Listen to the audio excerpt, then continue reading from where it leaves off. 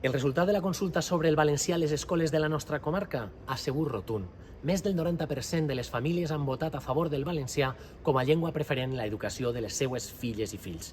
Pobles com La Mata, Cinctorres o Catí han aconseguit un 100% de suport i fins i tot Olocau, que és castellà, s'ha superat el 90%. Vilafranca, Albocàsser, Benassal, Forcall, Morella, la Pobla de Benifassar, tots per damunt del 90% són mostres evidents.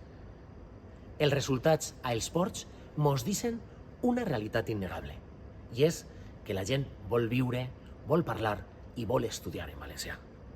És un èxit indiscutible, el major triomf de la nostra llengua des de la llei d'ús i ensenyament del valencià.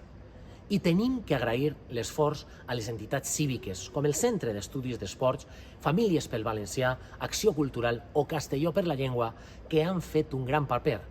I fonamentalment a tots eixos pares i mares d'esta comarca que són els que han decidit.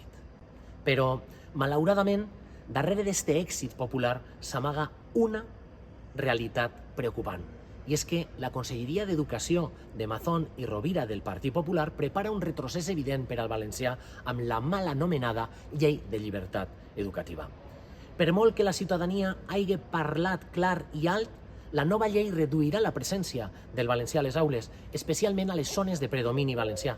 Fins i tot allà on el suport ha sigut del 100%, la llei limitarà el valencià a un 50% del currículum, mentre que a les zones de predomini castellà es quedarà en un escàs 10%. És a dir, tot i guanyar la consulta, el valencià, la nostra llengua, ha perdut terreny. Nosaltres no permetrem que es consumen estos intents de debilitar la nostra llengua i la nostra cultura. Lluitem per un model educatiu on el valencià siga una llengua d'oportunitats, de futur i de cohesió socials. Seguirem treballant en fermesa però també en optimisme, perquè la força del poble és imparable. Avui, més que mai, el valencià és la llengua del present i del futur. I no tenen que haver retrocessos.